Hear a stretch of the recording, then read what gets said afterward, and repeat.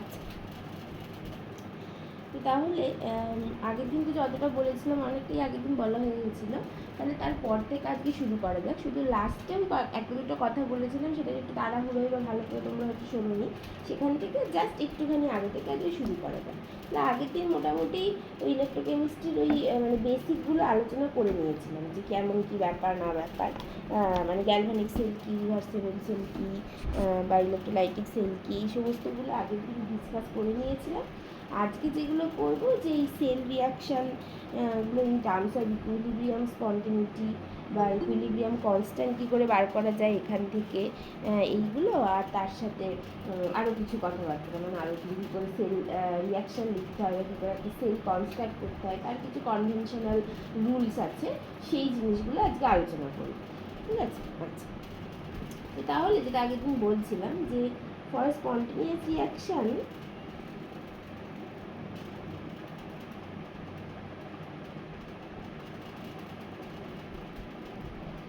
এই ডেল্টা জি রিয়াকশান যেটা, সেটা কিন্তু নেগেটিভ হতে হয়, মানে লেস দ্যান জিরো।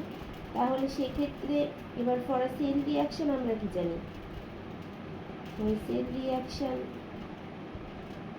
এই ডেল্টা জি রিয়াকশান হচ্ছে মাইনাস NF ই সেল এটা। তাহলে রিয়াকশান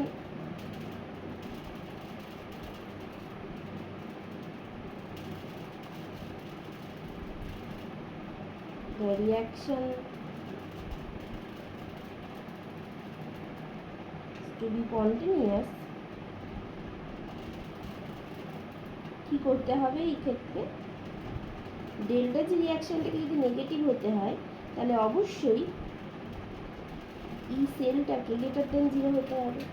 তাহলে ই সেল যদি গ্রেটার দেন জিরো হয়, তাহলে the forward reaction will takes place,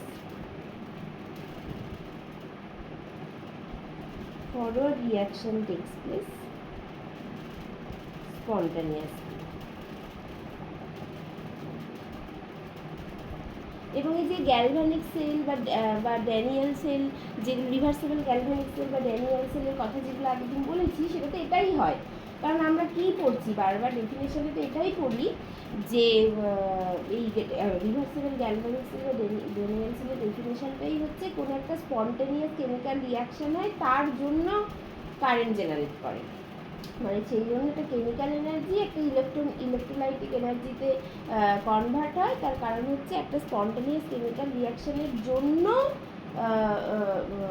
একটা কারেন্ট জেনারেট হয়। কারণ স্পন্টেনিয়াস কেমিক্যাল রিয়াকশান হতে গেলে ডেল্টা জিতে নেগেটিভ হতে হবে, তার মানে অবশ্যই যে কারেন্টটা জেনারেট হবে, যে ম্যাটেরিয়ালগুলো ইউজ করছি তার জন্য, বা পুরো সেলটা যেটা তৈরি হচ্ছে, সেই পুরো সেলের জন্য ইলেকট্রোমোটিভ ফোর্সটা আর রিডাকশন পোটেনশিয়ালটা অবশ্যই গ্রেটার দ্যান জিরো হতে হবে। ঠিক আছে? আচ্ছা, এইটা। তারপরে আর যদি ই সেল না, আর যদি অ্যাট ইকুইলিব্রিয়াম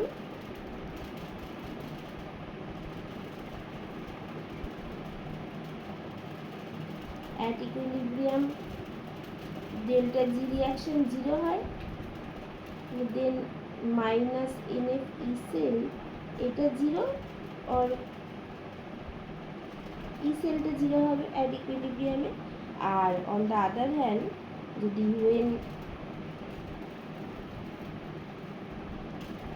ডেল্টা জি রিয়াকশনটা গ্রেটার দ্যান জিরো, তাহলে সেক্ষেত্রে ই সেলটাকে কী হতে হবে, then E cell less than zero, then the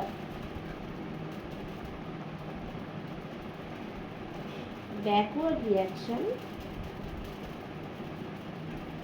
takes place spontaneously। এটা হয়। ঠিক আছে? এটা হচ্ছে ব্যাপার। আচ্ছা, এরপরে এটা থেকে কী করে বের করা যাবে, দেখ এখানে আর কতগুলো কথা বলে দিই। আচ্ছা, তাহলে যেটা এই প্রথমে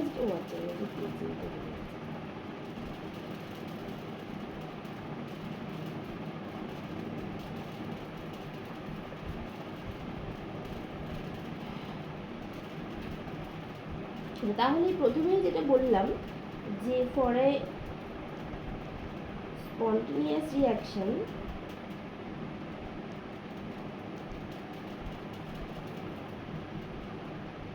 যে ই সেল মানে delta G reaction less than 0, দেন ই সেল এটা গ্রেটার দেন 0।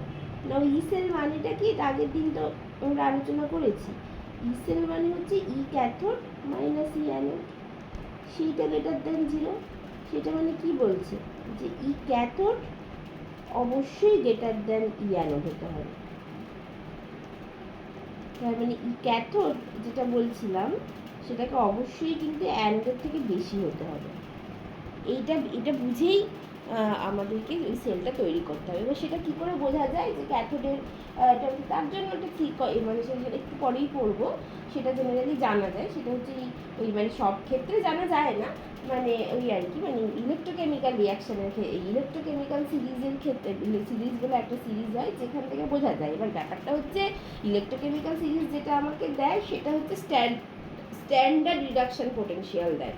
ঠিক আছে, কোনো একটা পার্টিকুলার রিয়াকশন কন্ডিশনে রিয়াকশন পোটেনশিয়াল কী হবে সেটা দেয় না, কিন্তু স্ট্যান্ডার্ড রিডাকশন পোটেনশিয়ালটা ধরেই আমরা বলতে পারি যে হ্যাঁ ঠিক আছে, মানে এই পার্টিকুলার সাবস্টেন্সটার এই পার্টিকুলার যদি ইলেকট্রোডটা ইউজ করি তার ক্ষেত্রে স্ট্যান্ডার্ড রিডাকশন পোটেনশিয়ালটা বেশি হবে।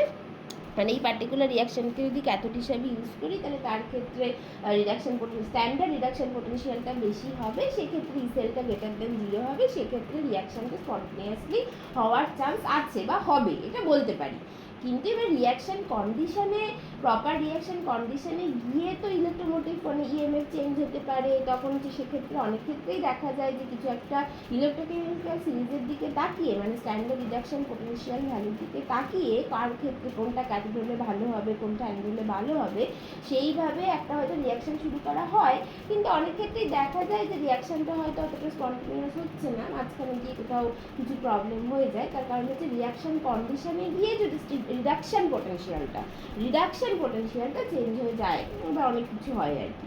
কিন্তু মোটামুটি একটা আইডিয়া করা যায় এবং যে আইডিয়াটা বেশিরভাগ ক্ষেত্রেই ঠিক হয়। তাহলে for proper construction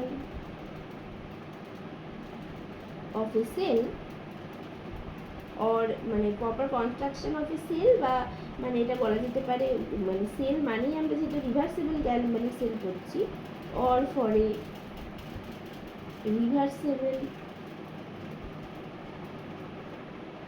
galvanic cell, E cathode has to be greater than E anode, এটা হতেই হবে।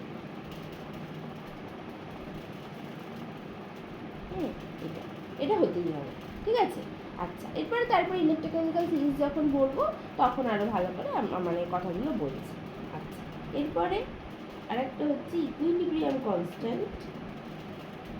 একটু দেখা যায় যে ইকুইলিব্রিয়াম কনস্ট্যান্টটা কী করে বের করা যায়। এখানে ইকুইলিব্রিয়াম কনস্ট্যান্ট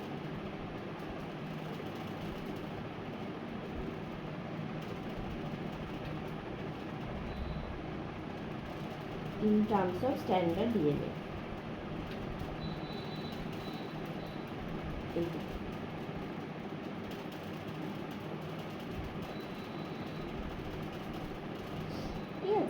আচ্ছা তাহলে আমরা কি জানি, বিভিন্ন ইকুইলিব্রিয়াম কনস্ট্যান্ট বলেছে, তাহলে ইকুইলিব্রিয়ামে ডেল্টা জি জিরোটা দিয়ে করছি মাইনাস এনএফ ই জিরো। এখন ডেল্টা জি জিরো মানে কি, minus R T L N K equilibrium equals to minus NF E zero. তাহলে এখান থেকে এই ই জিরোটা কী হবে, ই জিরোটা হচ্ছে R T by NF LN K equilibrium, এইটা লিখে দেওয়া যেতে পারে। বা এটাকে যেভাবে আগের দিন লিখছিলাম যে এই আর টি বাই এনএফটাকে যদি এরকম করে দেওয়া যায় যে মানে এলএনটাকে লক করে দিলাম 2.303, আর আর টিটাকে লিখে দিলাম 298 কেলভিন, বাই এফটাকে হচ্ছে গিয়ে এফ রেখে দিলাম, আর ইন্টু এই দিকটাকে টি বাই 298 কেলভিন করে দিলাম। তাহলে এটা lock two the base 10 equilibrium হয়ে গেল। এটাও করা যেতে পারে। তাহলে এরকম আর এর ভ্যালুটা তাহলে হবে হচ্ছে 0.0591 বাই এখানে একটা এন থাকবে, সরি এখানে একটা এন থাকবে, 0.0591 by N T by 298 kelvin log to the base 10 K equilibrium. এইটা হবে হচ্ছে E0 সেল। E0 সেল বলবো না, এটা যা খুশি, মানে E0 এটা হাফ সেলের ক্ষেত্রেও লিখতে পারি, আবার টোটাল সেলের ক্ষেত্রেও ইকুয়েশনটা সত্যি। তো E0 সেল বললেই যেন এটা ফুল সেলের একটা ব্যাপার মনে হচ্ছে, সেই জন্য সেলটা লিখলাম না। ঠিক আছে, এইভাবে করা যাবে, এটা হচ্ছে ব্যাপার। আচ্ছা এবার দেখা যাক যে এগুলো হয়ে গেল। আচ্ছা দাঁড়া, এখান থেকে একটা অঙ্ক, একটা প্রবলেম আগের দিন যেগুলো পড়েছি সেইটা নিয়ে আমাকে একটা প্রবলেম একটু বুঝতে দাও। প্রবলেম, হ্যাঁ আচ্ছা দেখো, এই প্রবলেমটা যদি করো, এইটা খুব আসে, আমি দেখেছি পরীক্ষা এই টাইপের প্রবলেম আসে, যে বলছে at 25 degree centigrade the cell কী করে কনস্ট্রাক্ট করতে হয় কী ব্যাপার আমরা আজকে শিখবো, কিন্তু আপাতত আমি এখানে লিখছি the cell platinum solid H2 1 atmosphere, তারপরে HCl 0.1 মোলার, 0.1 মোলার, তারপরে AgCl সলিড আর Ag সলিড আছে, এই লাস্ট এটা হবে না, এইটার জন্য এরকম একটা সেলের জন্য has the EMF E equals to 0.35 volt and the temperature coefficient, যে আগের দিন পড়েছিলাম না টেম্পারেচার কোফিশিয়েন্ট, সেইটার রেসপেক্টেই অঙ্কটা দিচ্ছি। টেম্পারেচার কোফিশিয়েন্ট অফ EMF সেটা হচ্ছে del T at constant P, সেটা -1.8 ইন্টু 10⁻⁻⁴ ভোল্ট পার কেলভিন। এটা তাহলে calculate delta G, delta H, delta S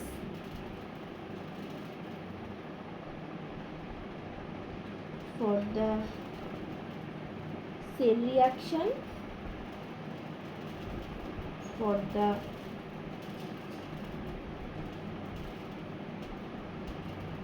passage of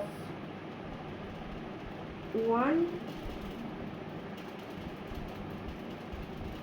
Faraday of electricity। এই প্রবলেমটা যদি দেয় তাহলে কী বলেছে, যে অ্যাট 25 ডিগ্রি সেন্টিগ্রেড মানে 298 কেলভিনে এই সেলটা আছে, তার জন্য ইএমএফ বলে দিয়েছে, টেম্পারেচার কোফিশিয়েন্ট বলে দিয়েছে। এবার delta G, delta H, delta S এগুলো বার করতে বলেছে যখন 1 ফ্যারাডে অফ ইলেকট্রিসিটি পাস করছে। এইটা তাহলে কীভাবে হবে,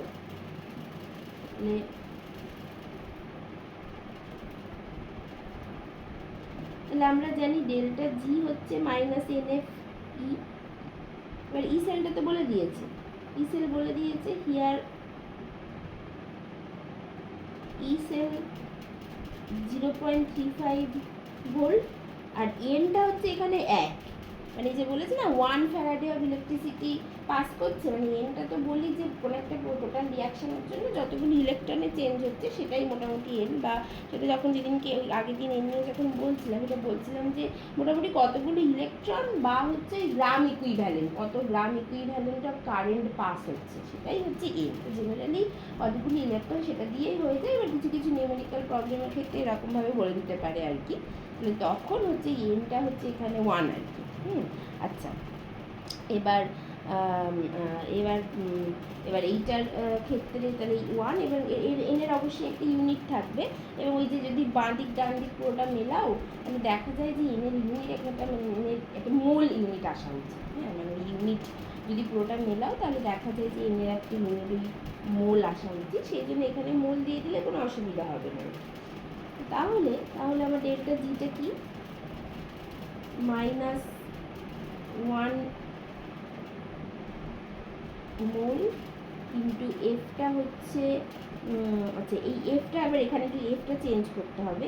এই এফটা কি হবে, দাঁড়াও, এই যদি 1 মোল অফ মানে ইলেকট্রন এর জন্য 1 মোল অফ ইলেকট্রনের জন্য, মানে এনটাও তো বলছি 1 mole of electron, 1 mole of ইলেকট্রনের জন্য কতটা কারেন্ট পাস করছে সেইটা একটু আলাদা করে নিতে হবে।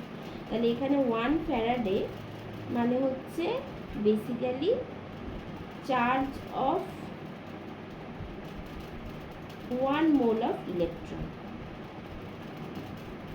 তাহলে একটা ইলেকট্রনের চার্জ কত, সেইটা হচ্ছে 1.602 into 10⁻⁻19 coulomb into 1 mole of electron, মানে 6.023 ইন্টু 10⁻23 নাম্বার অফ ইলেকট্রন থাকে, তাহলে এটা হয়ে যাবে পার মোল। তাহলে এইটা যদি করো, এটা করলে কত আসে,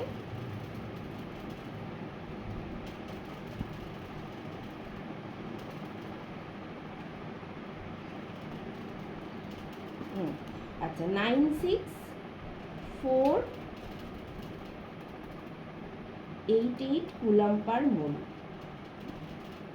1 ফ্যারাডে। মানে যদি 1 মোল অফ ইলেকট্রন পাস হয় তাহলে 1 ফ্যারাডে চার্জ মানে এই মোটামুটি এরকম একটা চার্জ হয়। তাহলে এখন ডেল্টা জি এটা কি হবে, -1 মোল ইন্টু 98488 কুলম পার মোল ইন্টু 0.35 ভোল্ট। দেখো এবার এই মোল আর এই মোল কেটে গেল, কুলম ইন্টু ভোল্ট মানে জুল হয়ে যাবে। তাহলে এইটার ভ্যালু হবে কত হবে,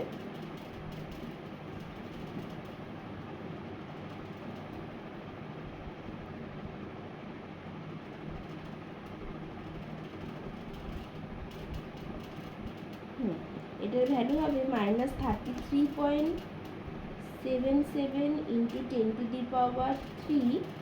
কুলম ইন্টু ভোল্ট, যেটা মানে হচ্ছে কুলম ইন্টু ভোল্ট মানেই হচ্ছে জুল।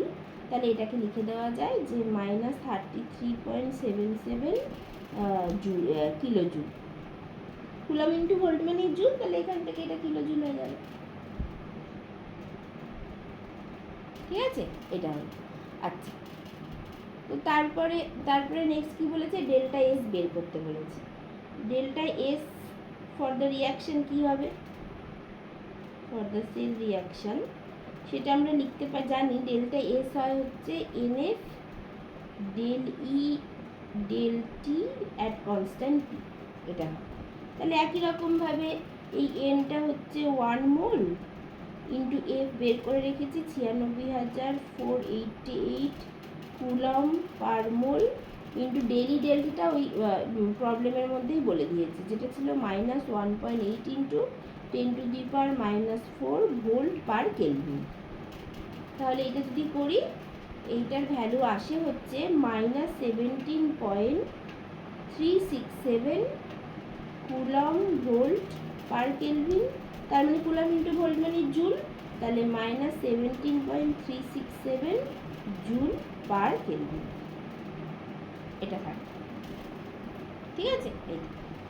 আর ওইদিকে ডেল্টা এইচ বার করতে বলেছে, কি হবে, delta H equals to delta G minus T delta S, delta G minus T delta S, delta G plus T delta G equals to delta H minus T delta S, তাহলে delta H equals to delta G plus T delta S. তাহলে এই delta জি বেরিয়ে গেছে, যেটা হচ্ছে -33.770 joule আর কি, joule plus 298 kelvin into delta এইচটা হচ্ছে -17 ইন্টু 367 জুল পার কেলভিন। তাহলে কেলভিন কেলভিন কেটে গেল, আর এই জুল আর এই জুল করলে এটা আসে হচ্ছে -38 ইন্টু 38.94537 কিলোজুল। এটা হবে আনসার ডেল্টা এইচের। তাহলে এইরকম এই অঙ্কটা কিন্তু এই পরীক্ষায় দেয়, আমি দেখেছি এই অঙ্কটা দেয়, এই টাইপের অঙ্ক আসবে এবং এমসিকিউতেও দেয়। মানে ওই যখন তোমরা হয়তো কোনো একদিন 1-2 বছর পরে যখন তোমরা ওই জ্যাম দেবে, জ্যামে হচ্ছে এরকম এরকম এমসিকিউ দেয় যে এই ডেল্টা জি এর ভ্যালু এই বিভিন্ন 3-4টে অপশান দিয়ে দেবে, সেখান থেকে মানে 4টে অপশান দিয়ে দেবে দাদা। তো এটা কিন্তু দেয়, এই অঙ্কটা খুব আসে, ঠিক আছে এইটা। আচ্ছা, এরপর একটুখানি এই দিকটা দেখা যাক। তাহলে নেক্সট হচ্ছে যেটা পড়বো সেটা সেলটা তৈরি করাটা শিখব, কনস্ট্রাকশন অফ সেল। দেখো সেলটা লেখে কী করে, তো দেখো সেল কনস্ট্রাক্ট করতে গেলে সবসময় মানে সেল আমরা কি শিখেছি যে cell is consist of two electrode half cell, two half cell. আবার একটা হাফ সেল মানে হচ্ছে একটা ইলেকট্রোড আর ইলেকট্রোলাইটিক সলিউশন। তার মানে সেলে সবই থাকবে, দুটো হাফ সেল থাকবে, আর ওই হাফ সেল মানেই হচ্ছে একটা ইলেকট্রোড থাকবে, আর ইলেকট্রোলাইটিক সলিউশনটাও বলতে হবে, ইলেকট্রোডটাও বলতে হবে, ইলেকট্রোলাইটিক সলিউশন বলতে হবে। আচ্ছা, যদি এরকম কোনো সাবস্টেন্স দিয়ে আমরা সেলটা তৈরি করি যেটা হচ্ছে গ্যাস বা লিকুইড, মানে গ্যাস অথবা লিকুইড এরকম যদি হয়, তাহলে ওই যে আগের দিন যেটা বলছিলাম যে তারটা কানেক্ট করবো, যে আগের দিন যে সেলের ছবিটা এঁকেছিলাম, যে একটা সেই সেল কনস্ট্রাক্ট করেছিলাম না, তার যে ছবিটা এঁকেছিলাম যে দেখিয়েছিলাম যে সেটা ছিল জিঙ্ক আর কপার ছিল, সেটা জিঙ্কের একটা সলিড ইলেকট্রোড ছিল, কপারের একটা সলিড ইলেকট্রোড ছিল, সেই দুটো ইলেকট্রোডের মধ্যে তারটা কানেক্ট করা হয়েছিল। এবার যদি এরকম কিছু নিয়ে যদি সেলটা তৈরি করি, সেটা আইদার গ্যাস অথবা লিকুইড, তাহলে তারটা কানেক্ট হবে কোথা থেকে, তাহলে সেক্ষেত্রে আমাকে ইলেকট্রোড লাগবে, সেই ইলেকট্রোডগুলোকে বলা হয় ইনার্ট ইলেকট্রোড। তাহলে আমার জেনারেলি সেলটা তৈরি হবে হচ্ছে ইলেকট্রোড দিয়ে, মানে হাফ সেল দিয়ে। এবার হাফ সেল মানে ইলেকট্রোড আর ইলেকট্রোলাইটিক সলিউশন থাকবে। এবার যেখানে যে মানে তাদের জাংশনের যে জায়গাটা, সেই জাংশনের জায়গায় কি হচ্ছে বা কীভাবে কী করা যায়, তার উপর বেস করে সেলের বিভিন্ন রকম নাম হয়, ক্লাসিফিকেশান হয়, বা সেগুলোকে আমরা কী করে মানে রিপ্রেজেন্ট করবো, সেই জিনিসগুলো দেখবো। কিন্তু কথাটা হচ্ছে সেল মানে আমার হাফ সেল থাকবে, হাফ সেল মানে ইলেকট্রোড আর ইলেকট্রোলাইটিক সলিউশন থাকবে, সেগুলো সবই আমি সেল রিপ্রেজেন্টেশনে লিখবো। এবার বাই চান্স যদি আমার ওই সাবস্টেন্সগুলো যেগুলো দিয়ে আমি সেলটা তৈরি করছি সেটা গ্যাস অথবা লিকুইড হয়, তাহলে সেক্ষেত্রে আমাকে তারটাকে কানেক্ট করতে হবে কোনো একটা মানে ইলেকট্রোড দিয়ে, তখন আমি ইনার্ট ইলেকট্রোড নেবো, তখন আমি ইনার্ট ইলেকট্রোডগুলো লিখবো এইটা। আর সবসময় ক্যাথোডটা সবসময় ডান দিকে থাকবে, মানে আমাদের ই সেলটা কি লিখছি, ই সেলটা লিখছি ক্যাথোড মাইনাস অ্যানোড, তাই তো। মানে অ্যাজ ইফ যেন এবার যখন আমরা ধরো কোনো একটা পার্টিকুলার রিয়াকশানের জন্য কোনো একটা পার্টিকুলার স্টেট প্রপার্টি বার করি, তখন কীভাবে লিখি, product minus reactant, right hand side minus left hand side, সবসময় এরকমভাবে লিখি, কারণ রিয়াক্ট্যান্টটা সবসময় লেফট হ্যান্ড সাইডে থাকে। এবার কে বলেছে রিয়াক্ট্যান্টটা লেফট সাইডে থাকবে, হতেই পারে রিয়াক্ট্যান্ট রাইট হ্যান্ড সাইডে আছে, তুমি তো সেটাও লিখতে পারো রিয়াক্ট্যান্টটা রাইট হ্যান্ড থেকে প্রোডাক্টটা লেফট হ্যান্ডে, সেটা তোমার নিজের ওপর, তুমি বুঝলেই হবে। কিন্তু আমরা কনভেনশনালি জেনারেলি যেটা হয়ে আসে যে রিয়াক্ট্যান্টটা অ্যাজ ই বাঁ দিকে আছে, সেখান থেকে ডান দিকে প্রোডাক্ট তৈরি হচ্ছে, এবং কোনো একটা পার্টিকুলার স্টেট প্রপার্টি বার করতে গেলে কোনো একটা রিয়াকশনের জন্য আমরা সবসময় ওই right hand side minus left hand side করি। তেমন এখানেও যেহেতু ই সেলটা হচ্ছে ক্যাথোড মাইনাস অ্যানোড, সেই জন্য ওই ক্যাথোডটাকে একটা সেল যদি লেখো শর্ট হ্যান্ড নোটেশনে, তাহলে ক্যাথোডটাকে সবসময় রাইট হ্যান্ড সাইডে রাখবো। তাহলে অ্যাজ ইফ যেন আমরা ই সেলটা বার করছি ওই ক্যাথোড মাইনাস অ্যানোড করে, right hand side minus left hand side, এটা হচ্ছে ব্যাপার। এটা হচ্ছে বাই কনভেনশন, এটা এমনি কোনো কারণ নেই, কনভেনশনালি এটা করা হয়, ঠিক আছে এইটা। আচ্ছা, এবার তারপরে তাহলে এই কতগুলো জিনিস বোঝা গেল। এবার আচ্ছা, তারপরে হচ্ছে এই যে সব সময় যে বলছি যে জাংশনের যে ব্যাপারটা বলছি, সেই জাংশনে হতে পারে কি যে এই যে মানে দুটো আলাদা আলাদা বিকারের মধ্যে যে রিয়াকশানটা হচ্ছে, এবার সেই রিয়াকশানটা হওয়ার ফলে দেখা যাচ্ছে যে মানে দেখা যাচ্ছে তারপর যখন তাদেরকে কানেক্ট করে দেওয়া হলো, তারপর দেখা যাচ্ছে যে কোনো একটা পার্টিকুলার মানে ইলেকট্রোলাইটিক সলিউশনে হয়তো H+ তৈরি হয়েছে। এবার H+-এর আয়নিক মোবিলিটি অনেক বেশি হওয়ার জন্য H+ অনেক বেশি বেশি করে একদিক থেকে আর একদিকে চলে যাচ্ছে, কারণ ওটা খুব তাড়াতাড়ি ফাস্ট মুভ করতে পারে, যেহেতু সাইজে ছোটো, তাড়াতাড়ি একদিক থেকে অন্যদিকে চলে যাচ্ছে, H+ বা OH- এটা হচ্ছে। তখন কি হয়, তখন যেন দুদিকে পুরো একটা চার্জ সেপারেশন তৈরি হয়ে যায়। হ্যাঁ, মানে একদিকে পজিটিভ চার্জ, একদিকে নেগেটিভ চার্জ, তখন সেখানে বলা হয় যে একটা পোটেনশিয়াল তৈরি হলো, যেটাকে বলা হয় লিকুইড জাংশন পোটেনশিয়াল। এবার এই লিকুইড জাংশন পোটেনশিয়াল যদি থাকে তাহলে কি প্রবলেম হতে পারে, তাহলে সেটাকে এলিমিনেট করার জন্য কি করতে পারি, সেটাকে এলিমিনেট করার জন্য আগের দিন বলছিলাম সল্ট ব্রিজ বলে একটা জিনিস, একটা জিনিস ইউজ করা হয়। তো সেই সল্ট ব্রিজ যদি সেলের মধ্যে থাকে তাহলে সেলটাকে কী করে লিখবো, সল্ট ব্রিজ যদি না থাকে তাহলে সেলটাকে কী করে লিখবো, এইসব ব্যাপারগুলো একটু দেখা যায়। হ্যাঁ, আর কয়েকটা এক্সাম্পল বোঝা যায় আর কি। ঠিক আছে, তো তাহলে কি বললাম যে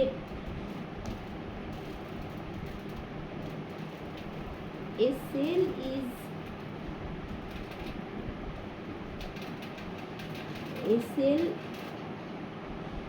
consist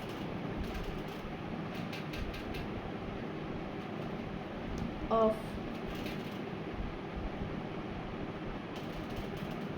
two half cells,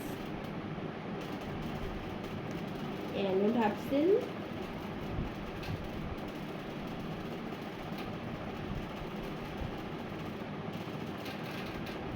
and cathode half cell, and anode half cell and cathode half cell, and in anode half cell,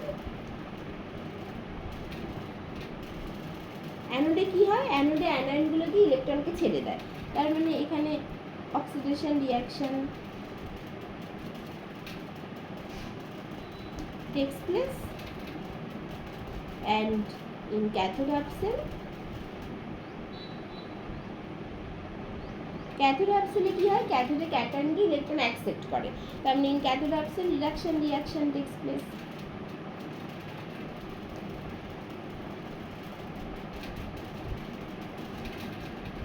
এইটা আচ্ছা, তারপরে কি, তারপরে ক্যাথোড হাফ সেল যেটা বলছিলাম, যে cathode half cell should be placed in right hand side,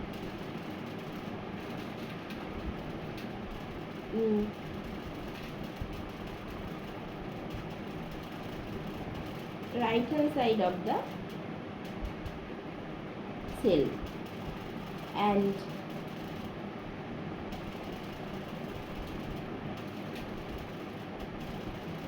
anode half cell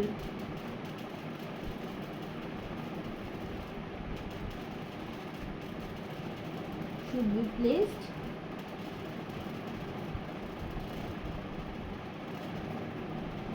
in the left hand side of the cell। সব সময় এটা হবে, ক্যাথোডটা সব সময় ডান দিকে থাকবে, ডান দিকে থাকবে, আর অ্যানোডটা বাঁ দিকে থাকবে।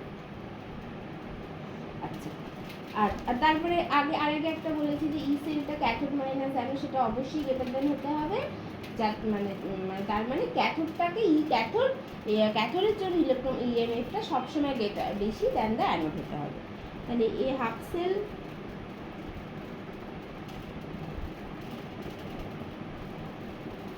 having higher reaction potential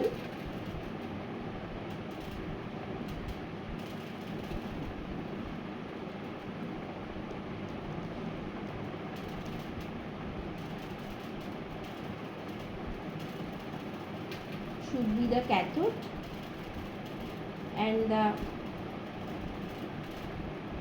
half cell having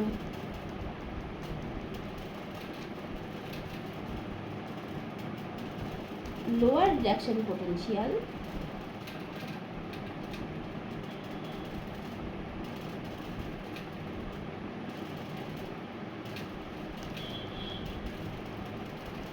should be anode। ঠিক আছে, এটা সবসময় হতে হবে। আচ্ছা, তারপরে two half sell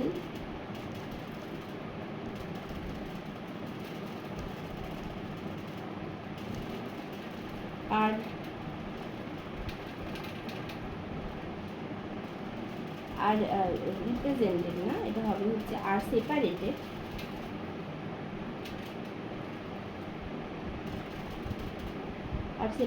by a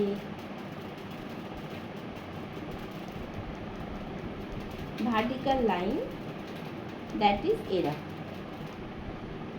এটা হবে যদি সেখানে সল্ট ব্রিজ না থাকে। আর if there is a salt bridge, salt bridge কি সেটা নিয়ে আমরা অনেক ডিটেলে পড়বো আর কি। ইফ দেয়ার ইজ এ, মানে এটার ক্ষেত্রে if there is no salt bridge, আর if there is a salt bridge, যদি সল্ট ব্রিজ থাকে then use two parallel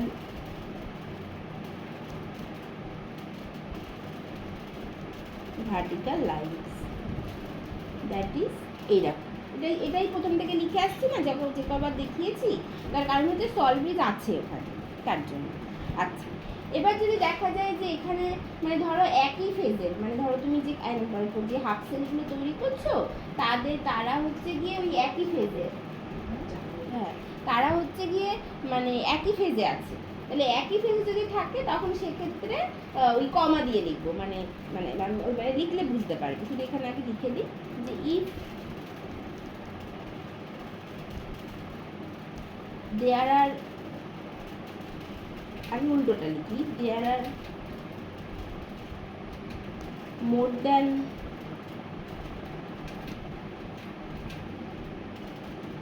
one phases in a particular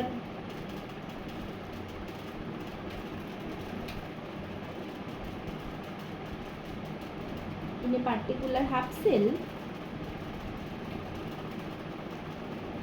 then they are separated by a vertical line. এইটা মানে কি, যে যদি মানে যেটা আমি বলছিলাম যে ইলেকট্রনটা সবসময় সলিডে হবে, আর তারপরে ইলেক্ট্রোলাইটিক সলিউশনটা হয়তো অ্যাকুয়াস হলো, হ্যাঁ, বা হচ্ছে গিয়ে হ্যাঁ ইলেক্ট্রোলাইটিক সলিউশনটা অ্যাকুয়াস হলো, বা যে আয়নটা তৈরি হচ্ছে সেটা হয়তো অ্যাকুয়াস হলো, এরকম আর কি। এবার ওই ইলেক্ট্রোলাইটিক সলিউশনটাও অ্যাকুয়াস আর আয়নটাও অ্যাকুয়াস, সেই দুটোর মধ্যে হয়তো কমা দিয়ে আমরা সেপারেট করবো সেই দুটোর মধ্যে। কিন্তু ওই যে ইলেকট্রোড যেটা সেটা তো সলিড, আর ইলেক্ট্রোলাইটিক সলিউশনটা তো অ্যাকুয়াস, আর ইলেকট্রোড আর ইলেক্ট্রোলাইটিক সলিউশন বা যে আয়নটা তৈরি হচ্ছে সেই আয়ন, তাদের মধ্যে একটা ভার্টিক্যাল লাইন থাকবে, কারণ তাদের যেহেতু ফেজ আলাদা। ঠিক আছে, তাহলে ইফ, এবার নেক্সটটা লিখি, if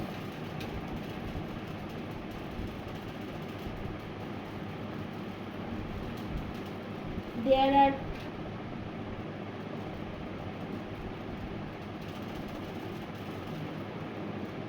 various chemical species present in a particular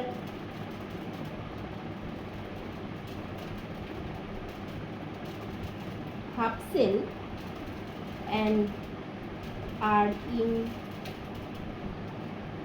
same phase, then they are separated by comma। এটা হবে, ঠিক আছে, এটা হচ্ছে ব্যাপার। এটা আর আরেকটা হচ্ছে ইনার্ট ইলেকট্রন, যেটা বলছিলাম ইনার্ট ইলেকট্রনের ব্যাপার যদি থাকে, সেইটা একটা ব্যাপার আছে। যদি এরকম হয় যে ইলেক্ট্রোলাইটিক সলিউশন বা যেটা দিয়ে আমরা রিয়াকশনটা করতে চাইছি তার শুধু লিকুইড ফেজ বা গ্যাসিয়াস ফেজই আছে, তাহলে তখন একটা আলাদা করে একটা কোনো মানে ইলেকট্রোড, যেটা মানে তখন আমি তারটা জুড়বো কোথা থেকে, হ্যাঁ, তখন আমাকে একটা ওই সলিড ইলেকট্রোড নিতে হবে, যেটা হয়তো তার কোনোটার সাথেই কমন কিছু না, মানে যে হাফ সেলগুলো তৈরি হচ্ছে তার যে আয়ন বা ইলেক্ট্রোলাইটিক সলিউশন তার সাথে কমন কিছু না, সম্পূর্ণ আলাদা, কিন্তু এই তারটা জোড়ার জন্য আমাকে ওই ইলেকট্রোডগুলো নিতে হবে, সেটাকে বলা হচ্ছে, তখন সেগুলোকে বলা হয় ইনার্ট ইলেকট্রোড। হ্যাঁ, সেই ইনার্ট ইলেকট্রোডটা থাকতে পারে, সেগুলো একদম একদম এক্সট্রিমে, এইদিকে মা দিকে আর এদিকে ডান দিকে থাকবে। তো তাহলে সেইটা একটু লিখে দিই, সেইটা লিখে দিলে ব্যাস, এইগুলোই মোটামুটি সেল কনস্ট্রাক্ট করার রুলস। তাহলে if one of the component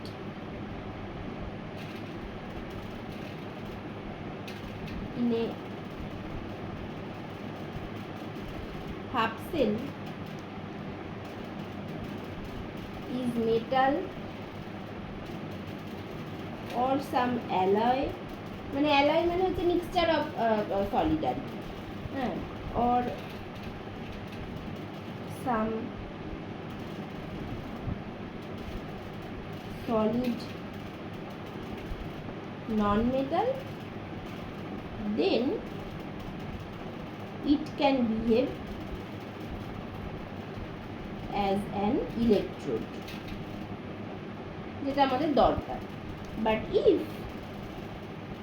both the components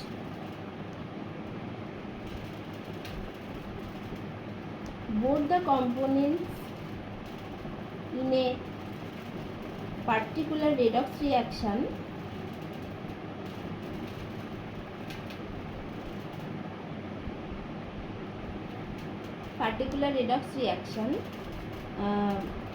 are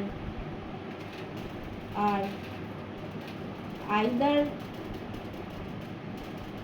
liquid or gas, then a inert metallic rod or plate has to be introduced to play the role of the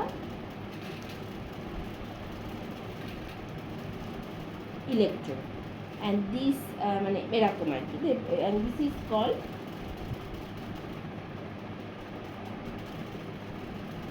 inert electrode। এবার এটা normally platinum দেখা যায়, এটা হয়, বা আর অন্য অনেক কিছু হয়, সেসব তো যখন যে এক্সাম্পল আসবে সেটা। তাহলে এবার দেখা যাক, আমার হাফ সেল রিয়াকশন দেওয়া আছে, সেখান থেকে সেল তৈরি করব, তারপর আবার উল্টোটাও করব। সেল দেওয়া আছে সেখান থেকে, মানে এই কোশ্চেনগুলো আসে, হাফ সেল দেওয়া থাকে সেল তৈরি করতে বলে, আবার সেল দেওয়া থাকে সেখান থেকে হাফ সেল তৈরি করতে বলে। তাহলে এবার দেখা যায় প্রথমে আগে সেল কনস্ট্রাকশনের কিছু এক্সাম্পল করা যায়। তাহলে আমরা সবসময় যেটা করে এসেছি সেটা আগে দেখি, ড্যানিয়েলসন।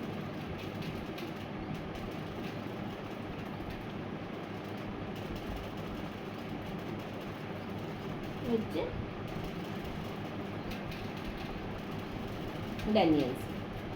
ড্যানিয়েলসনে কি হয়, ZnS প্লাস CuSO4, এটা ধরো আমি বলছি A2 অ্যাক্টিভিটিতে আছে, সেখান থেকে ZnSO4,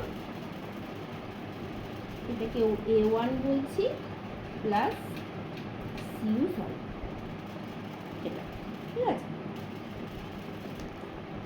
এর অ্যানোড হাফ সেল রিঅ্যাকশনটা কি? অ্যানোড হাফ সেল মানে অ্যানোডে কি অক্সিডেশন হয়, কোনটা হচ্ছে, কোথায় হচ্ছে অক্সিডেশন? এটা হচ্ছে Zn থেকে Zn2 প্লাস হচ্ছে, এটা অক্সিডেশন হচ্ছে। তাহলে ZnS থেকে Zn2 plus A1 plus 2 electron, এটা হয়ে যাচ্ছে। আর ক্যাথোড হাফ সেল মানে হচ্ছে রিডাকশন হচ্ছে যেখানে, সেটা কোথায় হচ্ছে? সেটা হচ্ছে Cu2 প্লাস A2 প্লাস দুটো ইলেকট্রন নিচ্ছে, Cu সলিড তৈরি করছে। তাহলে এখান থেকে ওভারঅল রিঅ্যাকশনটা কি? স্পেকট্রেটার আয়নটাকে যদি বাদ দিয়ে দাও, ওটার তো কোনো কাজ নেই, তাহলে ওভারঅল রিঅ্যাকশনটা কি হচ্ছে? সেটা হচ্ছে Zn solid plus Cu2 plus A2 থেকে Zn2 plus A1 activity plus Cu solid হচ্ছে এটা, ঠিক আছে। আচ্ছা দেখো, এখানে আরো কতগুলো জিনিস, আরো ছোটো ছোটো জিনিস জানা এ করার আছে। দেখো যে এটা standard reduction potential,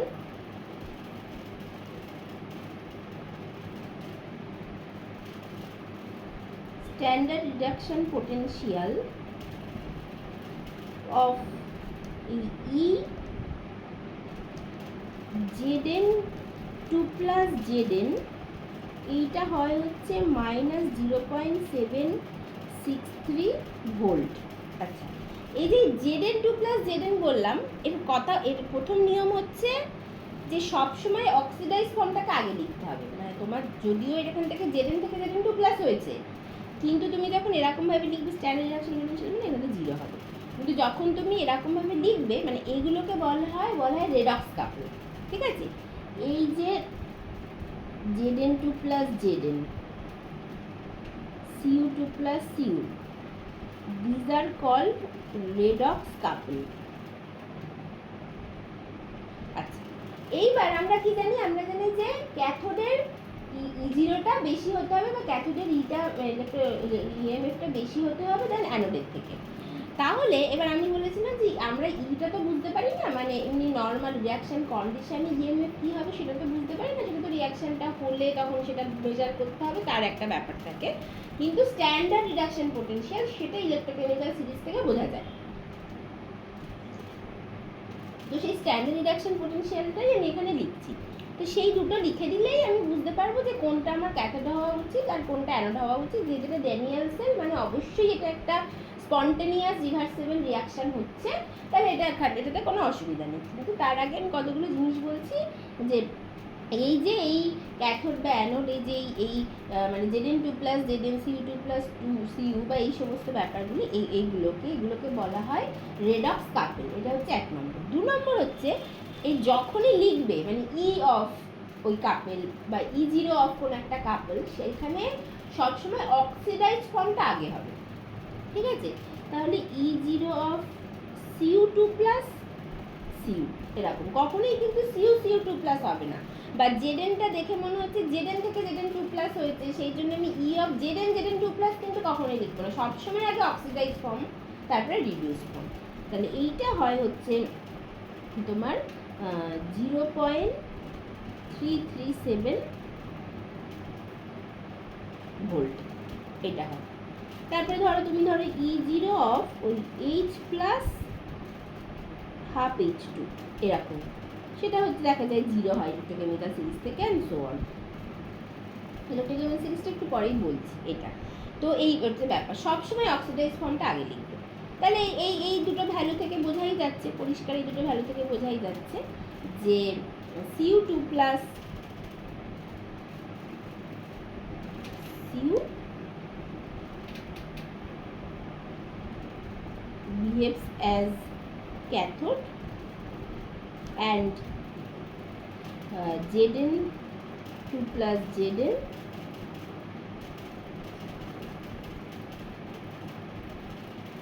behaves as anode।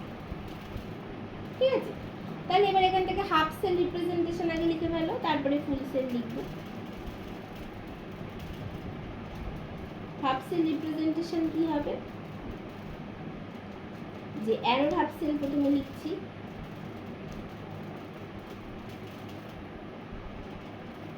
Anode half sell হবে হচ্ছে এরকম। প্রথমে আগে ইলেকট্রোড, ZnS ইলেকট্রোড আছে, তারপরে বলেছি যে তারপরে ZnSO4 আছে, ZnS আর ZnSO4, SO4টা যদি না লিখে আমি Zn 2 plus লিখছি। তাহলে প্রথমে আগে ZnS ইলেকট্রোড আছে, তারপরে Zn 2 প্লাসটা ওটা ধরো অ্যাকুয়াস ফর্মে আছে, তার মানে দুটোর ফেজ আলাদা। তাহলে এটা হবে, তুমি Zn 2 প্লাস দিয়েও লিখতে পারি, ZnSO4 করেও লিখতে পারি। Zn 2 প্লাস সেটা ছিল A1 অ্যাক্টিভিটি, A2 অ্যাক্টিভিটিও হতে পারে, ওটা আমি র্যান্ডাম দিয়েছি, কোনোটা A1 কোনোটা A2। এবার কেন দিয়েছি কী ব্যাপার সেটা একটু পরে বলছি, মানে কিন্তু A1 A2 একটা রিলেশন হতে হবে, তবেই স্পন্টেনিয়াস সেল তৈরি হবে। ঠিক আছে, সেটা আসছি পরে। তো আপাতত এই আর কি, মানে A1 এটা বললাম। তাহলে এটা হবে অ্যানোড হাফ সেল। আর কেন এটা মাঝখানে একটা দাগ কেন হলো, তার কারণ হচ্ছে দুটো ফেজ আলাদা আছে। যদি বলেছি দুটো ফেজ যদি আলাদা থাকে তাহলে একটা মাঝখানে ভার্টিক্যাল লাইন হবে। আর ক্যাথোড হাফ সেল কি হবে? ক্যাথোড হাফ সেল হবে CUS একটা ভার্টিক্যাল লাইন, Cu2+, এটা ছিল A2, ওই ZnSO4 CuSO4 দিয়েও লিখতে পারতে, কোনো অসুবিধা নেই, একই রকম হবে। এইবার যদি এটার মানে পুরো মানে ফুল সেল রিপ্রেজেন্টেশন যদি লিখতে হয় তাহলে কি এমন হয়ে যাবে, ওভারঅল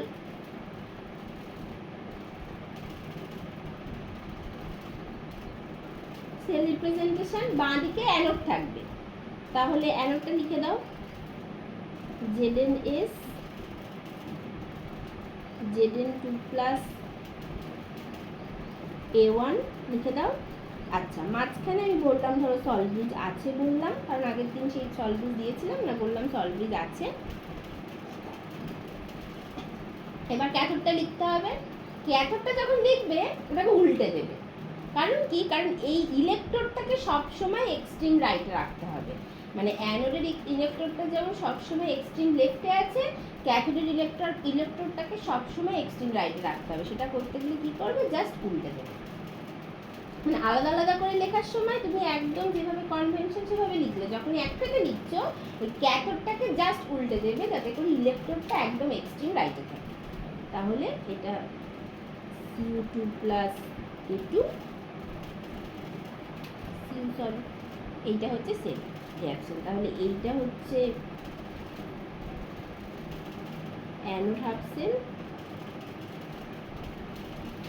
এটা হচ্ছে ক্যাথোড হাফ সেল, আর এইটা যেটা এটা হচ্ছে সলব্রিজ।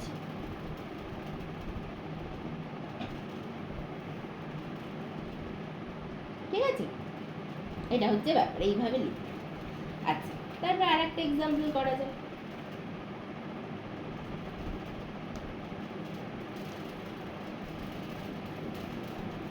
ধরো এরকম একটা রিঅ্যাকশন আছে,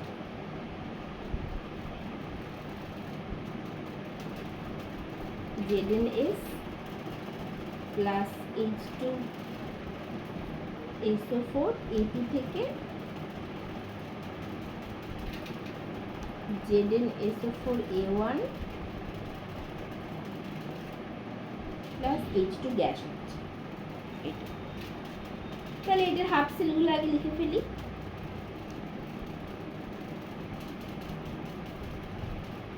অ্যানোড হাফ সেল, অ্যানোডে অ্যানায়ন যাবে, তাহলে কোনটাই Znটা যাবে, ZnS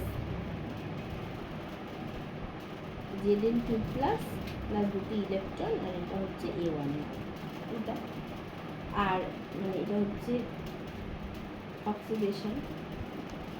আর ক্যাথোড হাফ সেল,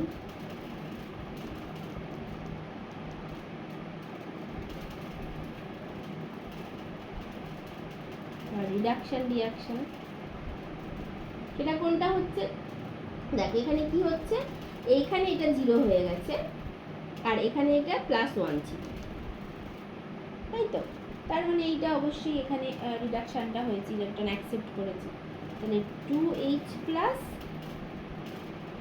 সেটা A2-তে ছিল, প্লাস দুটো ইলেকট্রন নিয়েছে, নিয়ে H2 গ্যাস তৈরি করে দিয়েছে। তাহলে overall reaction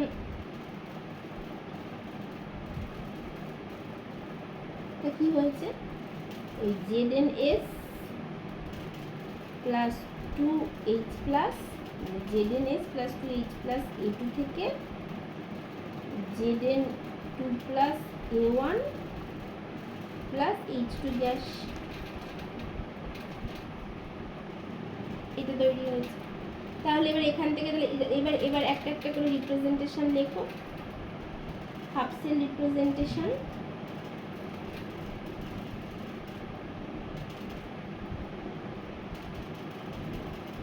half cell representation, যার মধ্যে প্রথমে হচ্ছে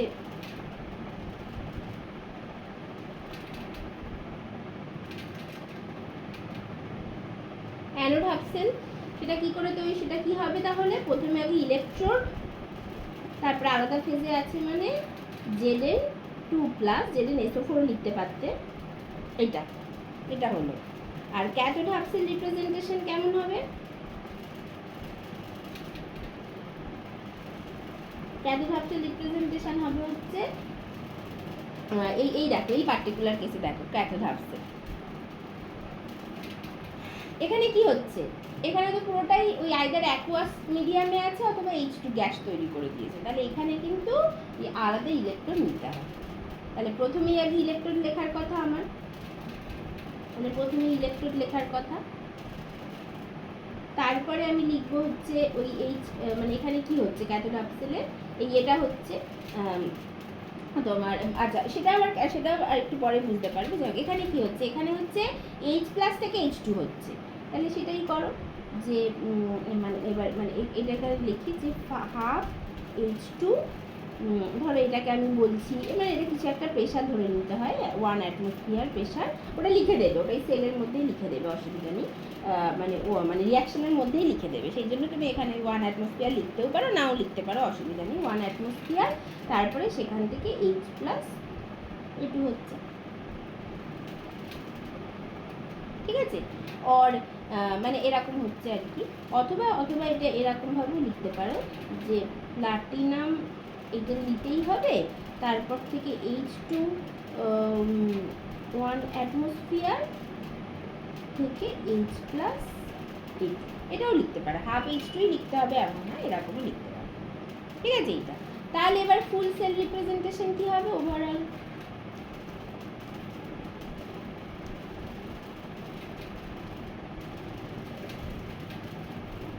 সেল রিপ্রেজেন্টেশন এটা কি হবে, এটা হচ্ছে হয়ে যাবে তাহলে ZnS, তারপরে Zn2+A1, মাঝখানে ধরো আমি বলছি সল্ট ব্রিজ আছে, আর এটাকে আমি বলেছি উল্টে দেবে, তাহলে এটাকে যদি উল্টে দাও তাহলে কি হয়ে যাবে, এটা হয়ে যাবে H+A2, সেখান থেকে হাফ H2 1 অ্যাটমসফিয়ার, আর হচ্ছে প্লাটিনাম সলিড, তাহলে এটা হচ্ছে অ্যানোড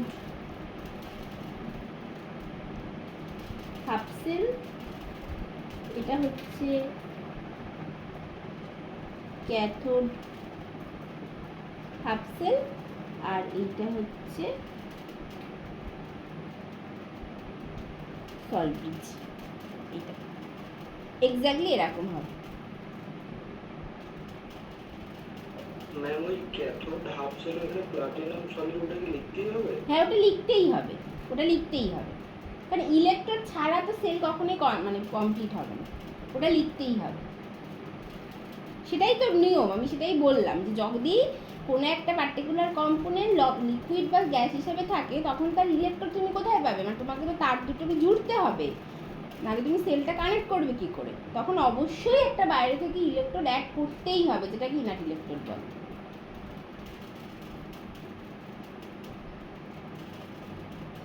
আচ্ছা, ঠিক আছে।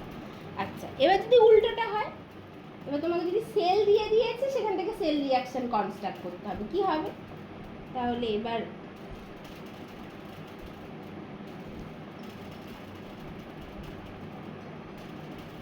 কনস্ট্রাক্ট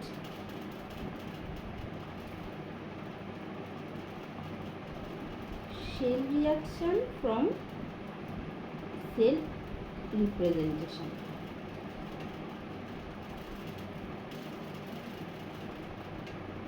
এটা যদি হয় তাহলে কি করবে, তাহলে ধরো এরকম একটা সেল রিয়াকশন দেওয়া আছে যে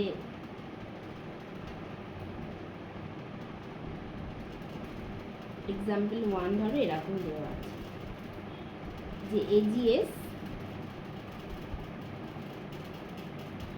AgI সলিড আর KiA1 ধরো, দেখো এখানে দেখো প্রত্যেকটাই যে মানে সলিড সবসময় আলাদা আলাদা ফেস তৈরি করে, জানি তো সলিড, দুটো সলিডও কিন্তু আলাদা আলাদা ফেস তৈরি করে, তারপরে সেই জন্য দুটো আলাদা ফেজ আছে, মানে এদের মাঝখানে একটা ভার্টিক্যাল লাইন আছে, আবার সলিড আর অ্যাকোয়া সলিউশনের মধ্যে তো ফেজ আলাদা অবশ্যই, সেই জন্য আর একটা ভার্টিক্যাল লাইন আছে, মাঝখানে ধরো একটা সল্ট ব্রিজ দিলাম, তারপরে বলছি AgNO3A2, আর এদিকে আর একটা ইলেকট্রন AgS, এটা যদি হয় দেখো, তাহলে প্রথমত তো এটা পরিষ্কার যে এইটা হচ্ছে কি আমার অ্যানোড হাফ সেল, এটা তো আমরা এতক্ষণে বুঝে গেছি যে ডান দিকে সবসময় ক্যাথোডটা থাকবে।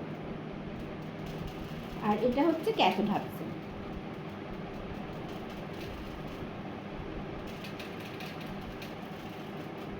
এটা পরিষ্কার হয়ে গেছে। আচ্ছা, এইবার এই যখনই হাফ সেল দেওয়া থাকবে কোথা থেকে কোথায় রিয়াকশনটা হয়েছে এইটা, এটা হচ্ছে নেক্সট প্রশ্ন। সব সময় বাঁ দিক থেকে ডান দিকে হয়েছে, সব সময় এদিক থেকে এদিকে হয়েছে, এদিক থেকে এদিকে হয়েছে সব সময়। সরি, আমি এই জায়গাটা একটু ভুল জায়গা দিলাম। এদিক থেকে এদিকে হয়েছে, এদিক থেকে এদিকে হয়েছে সব সময়, মাস্ট। হ্যাঁ, ওই জন্য দেখো এইখানে আমি যখন আগের পার্টিকুলার কেসে যখন রিয়াকশন থেকে সেল তৈরি করেছিলাম তখন ক্যাথোড হাফ সেলে লিখেছিলাম প্লাটিনাম এস তো লিখতেই হবে বাঁ দিকে, যেটা বারবার বলছি, যখন হাফ সেলের সেল যখন লিখেছি। আর তারপরে H2 থেকে H প্লাস লিখেছি, মানে H2 তারপরে H প্লাস, বাট অ্যাকচুয়ালি আমার রিয়াকশনটা হচ্ছে এটা কি H প্লাস থেকে H2 হচ্ছে। যখন আমি ফুল সেলটা লিখবো তখন আমি তো জানি যে আমাকে ক্যাথোডটাকে উল্টে লিখে দিতে হবে যাতে করে ইলেকট্রনটা একদম এক্সট্রিম রাইটে থাকে এবং পুরো জিনিসটাকে উল্টে দিতে হবে। তাহলে পুরো জিনিসটা যখন উল্টে দিয়েছি তখন দেখো এক্স্যাক্টলি তোমার Zn থেকে Zn2 প্লাস হচ্ছিল রিয়াকশনে, আর H প্লাস থেকে H2 হচ্ছে। তাহলে সব সময় যখন তোমাকে সেল দিয়ে দেবে তখন কিন্তু তুমি এরকম ভাবে দেখবে, অ্যানোডে যেটা বাঁ দিকে আছে বাঁ দিক থেকে রিয়াকশনটা ডান দিকে হচ্ছে, ক্যাথোডেও বাঁ দিক থেকে ডান দিকে হচ্ছে, সব সময় এটা হচ্ছে নিয়ম।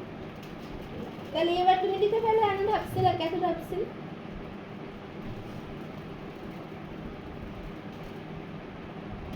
Anode half cell reaction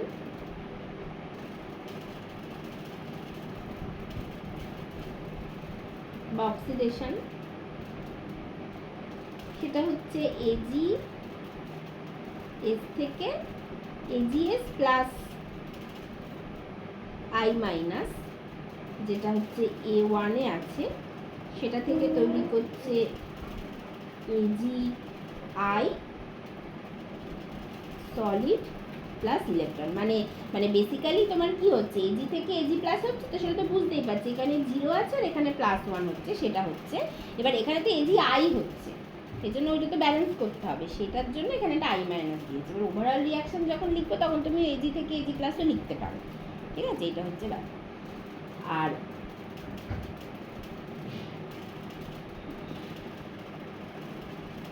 cathode half cell, আর এই I মাইনাসটা পাচ্ছেটা কোথা থেকে? ওই KI থেকে পাচ্ছে। এইটা তাহলে এইটা রিডাকশন, এটা কি হবে? এটা তাহলে এটা Ag প্লাস থেকে Ag হচ্ছে, তাহলে এইটা হচ্ছে Ag প্লাস, যেটা A2 তে আছে, Ag সলিড তৈরি হচ্ছে, মানে Ag প্লাস প্লাস একটা ইলেকট্রন নিচ্ছে, নিয়ে Ag সলিড তৈরি করছে এটা। তাহলে এর ওভারঅল রিয়াকশনটা কি হবে?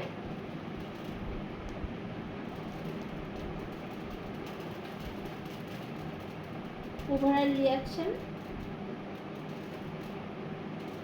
দেখো এইখানে হচ্ছে এই AgS plus I minus A1 plus Ag plus A2, সেটা থেকে তৈরি হচ্ছে AgI plus AgI solid plus AgI solid, এটা তৈরি হচ্ছে। এবার এইখান থেকে এটাকে আরেকটুখানি মানে করে লেখা যেতে পারে, এই AgS সলিড ধরো তুমি ক্যান্সেল করে দিলে, তাহলে এটাকে আরেকটু লেখা দিতে পারে যে Ag plus A2 plus I minus A1 থেকে তৈরি হচ্ছে AgI সলিড। এটা হচ্ছে ওভারঅল রিয়াকশন। তাহলে যদি সেল দিয়ে দেয় তাহলে কিন্তু সেখান থেকে রিয়াকশনটাও লেখা যাবে। তাহলে সেলের ব্যাপারটা কি সবসময় মনে রাখতে হবে যে বাঁ দিকে অ্যানোডটা থাকবে, ডান দিকে ক্যাথোডটা থাকবে, এটা হচ্ছে সবসময় মনে রাখতে হবে একটা। তাহলে এটা আলাদা হয়ে গেল। তারপরে রিয়াকশনটা কি কোথা থেকে কোথায় হয়েছে সেটা কি করে বুঝবে? সেটা অবশ্যই বাঁ দিক থেকে ডান দিকে, মানে করসপন্ডিং ক্যাথোড হাফ সেলের বাঁ দিক থেকে ডান দিকে দেখবে, আর করসপন্ডিং অ্যানোড হাফ সেলেরও বাঁ দিক থেকে ডান দিকে দেখবে। সব সময় এরকম হবে, বাঁ দিক থেকে ডান দিকে। যদি বাঁ দিক থেকে ডান দিকে যদি দেখো তাহলেই মানে রিয়াকশানটা দেখবে দাঁড়িয়ে যাবে, তাহলে সেরকমভাবে এই রিয়াকশানটা লিখে ফেলতে পারবে। ঠিক আছে, এটা হলো। আচ্ছা, তবে আরও একটা এক্সাম্পল করি।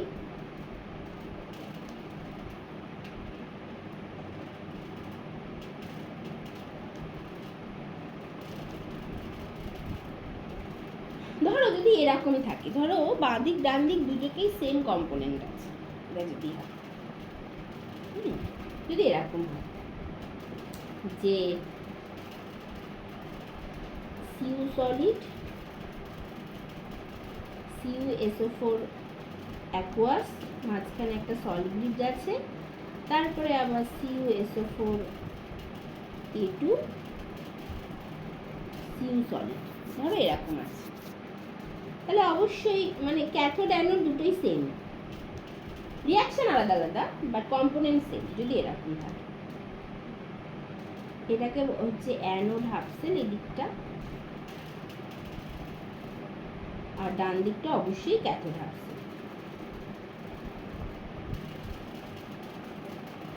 এটা আচ্ছা, এটা সল্ট ব্রিজ।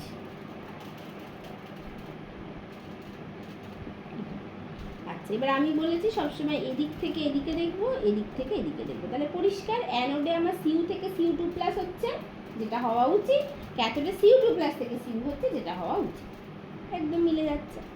তাহলে একইভাবে ওই একই জিনিসগুলো লিখে ফেলি, মানে যেহেতু প্রথম করছো তো ভালো করে লিখেই করো, আর এমনি সবসময় ভালো করে লিখে করবে, পরীক্ষায় আসবে এটা কিন্তু খুব ভালো করে লিখে করবে, নাহলে আবার কোথা থেকে কি নাম্বার কেটে নেবে। তাহলে অক্সিডেশন, এটা হচ্ছে CuS থেকে Cu2 plus A1 plus 2 electron এটা নিচ্ছে, আর তোমার অন্যদিকে ক্যাথোড হাফ সেল হবে, আমি না এই জায়গাটা একটু জায়গা রেখে যাই না, আবার এখানে ফিরে আসবো। ক্যাথোড হাফ সেল হবে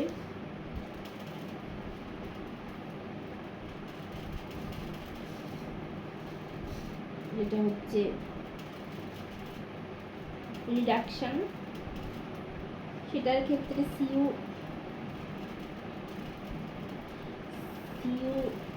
প্লাস A2 প্লাস 2 ইলেকট্রন থেকে Cu সলিড তৈরি হচ্ছে। তাহলে এবার এখান থেকে ওভারঅল রিয়াকশনটা কি হচ্ছে,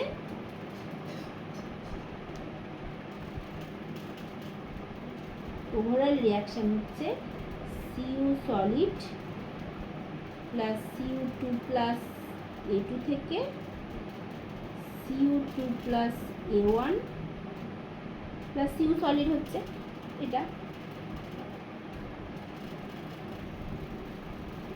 প্লাস Cu সলিড হচ্ছে, অর Cu2 প্লাস A2 থেকে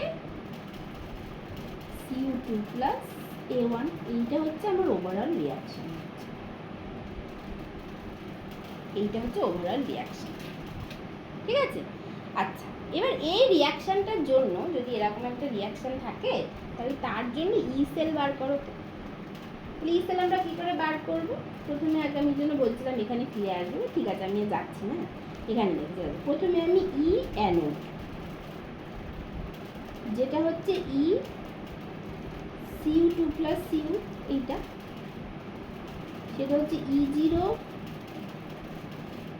Cu2 plus Cu plus 0.0591 by এখানে তো 2 হচ্ছে ইন্টু এটা হবে হচ্ছে গিয়ে কত যেন হবে টি বাই, তাই তো হয়, ধরো আমি ভাব করে গুলিয়ে গেল, তো আমি আমার এটাই লিখেছি টি বাই 298 কেলভিনই তো হয়, হ্যাঁ টি দিয়ে গুণ করে দিয়ে তারপরে তো হ্যাঁ তো ঠিকই আছে।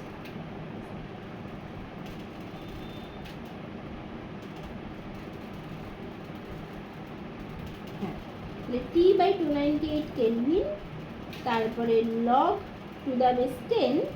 এই অ্যানোডের ক্ষেত্রে রিয়াকশনটা কী ছিল? অ্যানোডের ক্ষেত্রে রিয়াকশনটা হবে হচ্ছে যে activity of Cu2 plus aqueous by activity of Cu solid. এবার সলিডের অ্যাক্টিভিটি তো 1 হয় সবসময়, তাহলে এটা হয়ে গেল E0 of CO2 plus Cu plus 0.0591/2 T/298 kelvin log to the base 10 activity of CO2 plus aqueous। এটা হয়ে গেল। একই রকমভাবে ই ক্যাথোড যেটা হচ্ছে E0 of CO2 plus see you, আবার কারণ সবসময় মানে ক্যাথোডের রিয়াকশনটা হচ্ছে কিন্তু মানে CO2 প্লাস থেকে সিউ, আর অ্যানোডের রিয়াকশনটা উল্টোটা হচ্ছে সিউ থেকে CO2 প্লাস হচ্ছে। কিন্তু আমি বলেছি রেডক্স কাপল সবসময় লিখবো আগে অক্সিডাইজ ফর্ম তারপরে রিডিউস ফর্ম, ঠিক আছে? সেজন্য সবসময় CO2 প্লাস আর সিউ লিখবো এইটা। তাহলে এইটা হচ্ছে করে এইটা প্লাস 0.0591/2 আবার ওই T/298 kelvin log to the base 10। এটার ক্ষেত্রে কি হবে? এটার ক্ষেত্রে হবে অ্যাক্টিভিটি ওই একই রকম, একটু দেখে নিয়েছিলাম, activity of CO2 plus by activity of Cu solid, এটাও একই হবে। এটা হচ্ছে অ্যাকুয়াস, কারণ সবসময় অক্সিডাইজ ফর্মটা ওপরে লেখা হয় সেই জন্য এখানে প্লাস হচ্ছে, সেটাও আগে দেখে নিয়েছি। তাহলে এইটা হয়ে যাবে E0 of CO2 plus Cu plus 0.0591/2 T/298 kelvin log to the base 10 activity of CO2 plus aqueous. আচ্ছা, এবার এই অ্যানোডের ক্ষেত্রে অ্যাক্টিভিটিটা কত ছিল? অ্যানোডের ক্ষেত্রে এটা A1 আর ক্যাথোডের ক্ষেত্রে এটা A2। তাহলে অ্যানোডের ক্ষেত্রে এখানে আরেকটা লাইন লিখে দিলে হতো। তাহলে অ্যানোডের ক্ষেত্রে আমি এখানে আরেকটা লাইন লিখে দিচ্ছি, কারণ এখানে এটা লিখে দিচ্ছি A0 CO2 plus Cu plus 0.0591/2 T/298 kelvin log to the base 10। এটা হবে ক্যাথোডের ক্ষেত্রে A2, তাই তো? হ্যাঁ, ক্যাথোডের ক্ষেত্রে A2 হবে। আর একবার দেখে নিই, ক্যাথোডের ক্ষেত্রে A2 আর অ্যানোডের ক্ষেত্রে A1। এই উপরেই লিখেছি ক্যাথোডের ক্ষেত্রে এটা A2 হবে, আর on the other hand E anode যেটা লিখেছিলাম উপরে ওখানে আরেকটা লাইন লিখে দিলে ভালো হতো। সেটা হচ্ছে ই অফ ওই তোমার হচ্ছে C0 CO2 plus Cu plus 0.0591/2 T/298 kelvin log to the base 10 A1। এইটা তাহলে ই সেলটা কি হবে? ই সেল হচ্ছে ই ক্যাথোড মাইনাস ই অ্যানোড। তাহলে ই ক্যাথোড মাইনাস ই অ্যানোড মানে এটা কি হবে? ক্যাথোডটা বসিয়ে দাও। ক্যাথোডটা হচ্ছে E0 of CO2 plus Cu plus 0.0591/2 T/298 kelvin log to the base 10 A2 minus E anode same E of CO2 plus E0 of CO2 plus Cu plus 0.0591/2। এটা plus মানে এটা মাইনাস হয়ে যাবে, মানে এটা যেহেতু মাঝখানে মাইনাস আছে তাহলে প্লাস মাইনাসে এটা মাইনাস হয়ে যাবে। তারপরে T/298 kelvin log to the base 10 A1 এটা হয়ে যাবে। তাহলে এবার এখানে standard reduction potential of same component, তো তাহলে এটা তো কেটে যাবে। সেম স্ট্যান্ডার্ড রিডাকশন পোটেনশিয়ালটা তো সেমই হবে, CO2 প্লাস সিউ হলে সেমই হবে ওটা, তাহলে তো সেম, তাহলে ওটা কেটে গেল। তাহলে এটা হচ্ছে গিয়ে 0.0591/2 T/298 কেলভিন log অফ এই যে A2 মাইনাস A1 আছে, তাহলে A2/A1 হবে, A2/A1 হয়ে গেল। তাহলে এখানে ই সেলটা কিসের উপর ডিপেন্ড করে গেল দেখো তো? ই সেলটা কিন্তু এখানে পিওরলি ডিপেন্ড করে গেল দ্য কনসেন্ট্রেশন অফ দ্য মানে কম্পোনেন্টের উপরে, মানে activity of the component, activity of the আয়ন্সের উপরে বা কনসেন্ট্রেশন অফ দ্য আয়ন্সের উপরে। এই টাইপ অফ সেলগুলোকে বলা হয় কনসেন্ট্রেশন সেল। তার মানে যখন ক্যাথোড এবং অ্যানোড দুটোই সেম কম্পোনেন্ট দিয়ে তৈরি হবে, মানে সেম কম্পোনেন্ট দিয়ে তৈরি হওয়ার জন্য একদিকে জারণ হচ্ছে একদিকে বিজারণ হচ্ছে, সেটা তো আলাদা ব্যাপার, বাট সেম কম্পোনেন্ট দিয়ে তৈরি হচ্ছে, তখন দেখা যাচ্ছে যে reduction potential of the overall cell সেটা eventually concentration of the reactant বা কনসেন্ট্রেশন অফ দ্য আয়ন্সের ওপর বা কম্পোনেন্টগুলোর ওপর ডিপেন্ড করে যায়। এটাকে বলা হয় কনসেন্ট্রেশন সেল। তাহলে this is called concentration cell, এটাকে কনসেন্ট্রেশন সেল বলে। ঠিক আছে, এবং দেখো এখানে এটা হলো, এবং এর পার্টিকুলার কেসে দেখো আমরা কি বলেছি, যদি একটা আমার স্পন্টেনিয়াস রিয়াকশন হতে হয় তাহলে ই সেলকে পজিটিভ হতে হবে, তাহলে এই পার্টিকুলার কেসে ই সেল পজিটিভ হলে কি করতে হবে, A2 গ্রেটার দ্যান A1 হতে হবে। সেই জন্যই এখানে কিন্তু একদিকে A1 একদিকে A2 এইসব লেখা যাচ্ছে, এখানে অবশ্যই A2 গ্রেটার দ্যান A1 হতে হবে, মাস্ট। এইটাকে মেনটেন করেই এই সেলটা তৈরি করতে হবে অবশ্যই, মানে যখনই দুটো সেম সাবস্টেন্স আছে বা সেম কম্পোনেন্ট দিয়ে সেল তৈরি করছি, ক্যাথোড অ্যানোড দুটোই সেম কম্পোনেন্ট দিয়ে তৈরি, তখন কিন্তু অবশ্যই এই A2 ক্যাথোডের কনসেন্ট্রেশনটা যেন বেশি হয় দেন অ্যানোডের থেকে, এটা মাথায় রেখে করতে হবে। এখানে এটা তো কনসেন্ট্রেশন বা অ্যাক্টিভিটিতে দেখা হচ্ছে, মানে কনসেন্ট্রেশনের অ্যাক্টিভিটিতে প্রপোর্শনাল তো। হ্যাঁ, তো সেই জন্য মানে তুমি এটা মানে অ্যাক্টিভিটি দিয়ে লিখছি কারণ এটাই লেখা উচিত।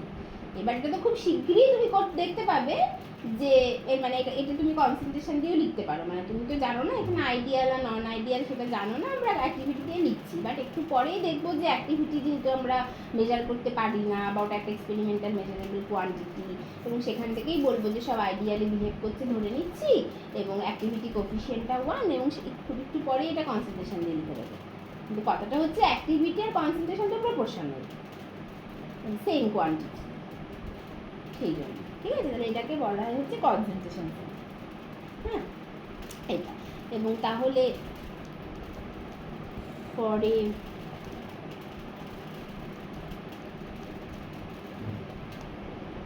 spontaneous cell reaction of a for a spontaneous cell reaction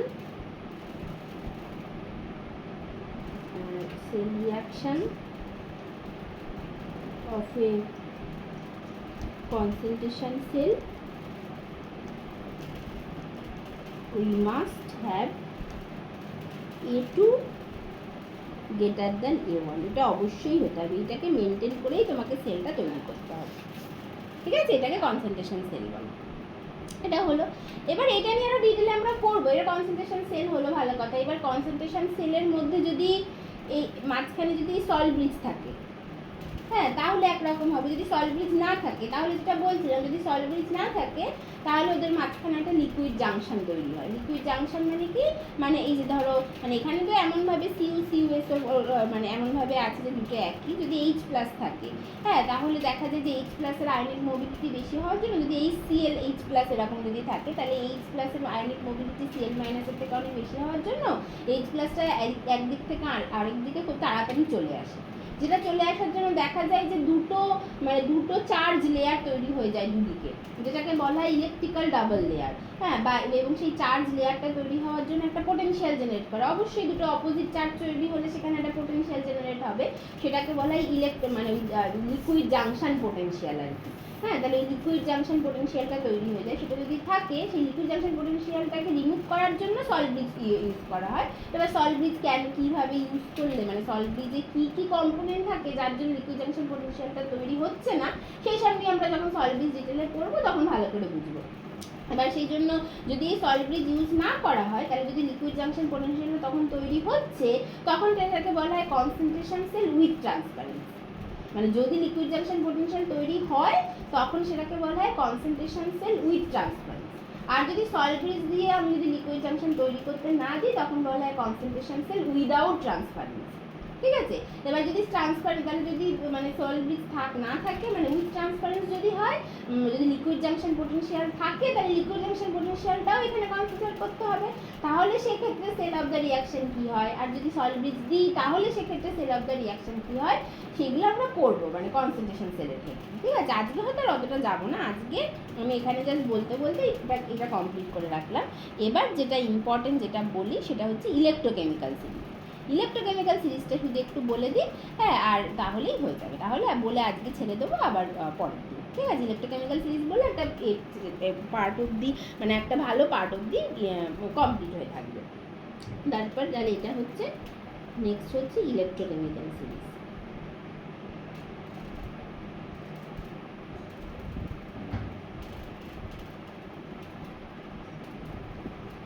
electrochemical এই সিরিজটা কি? এই সিরিজ ইলেকট্রোকেমিক্যাল সিরিজ হচ্ছে ওই বিভিন্ন redox couple starting from the non metal to metal, হ্যাঁ, মানে নন মেটাল টু মেটাল বা কি, হ্যাঁ, নন মেটাল টু মেটাল বিভিন্ন রেডক্স কাপেলের স্ট্যান্ডার্ড রিডাকশন পোটেনশিয়ালের ভ্যালু দেওয়া থাকে। এবং যত দেখা যাবে ওপর থেকে নিচের দিকে, যারা উপরের দিকে আছে তাদেরকে প্রতিস্থাপিত করা যাবে না। মানে ইলেকট্রোকেমিক্যাল সিরিজের ওপর থেকে নিচের দিকে যত আসবো, নিচের দিকে যারা আছে তার মানে, আর যদি ওপরের দিকের এলিমেন্টগুলো নিচের দিকের এলিমেন্টগুলোকে সাবস্টিটিউট করতে পারবে কোন একটা পার্টিকুলার রিয়াকশনের ক্ষেত্রে, এটার মানে এইটা। এবার এটা শুনতে খুব ভেগ লাগছে, ব্যাপারটা কি সেটা একটা একটা করে বোঝা যাবে। আচ্ছা, তাহলে ইলেকট্রোকেমিক্যাল সিরিজ কি? তাহলে when the redox couples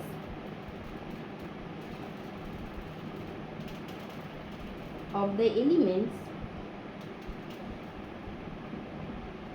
are arranged in the increasing or ascending, in the increasing value of their standard reduction potential, we get a series called electrochemical series.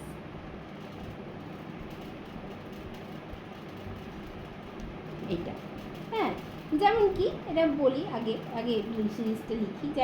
যেমন হচ্ছে এরকমভাবে থাকে যে এই E0 of Li plus Li, এটা হয় হচ্ছে -3.045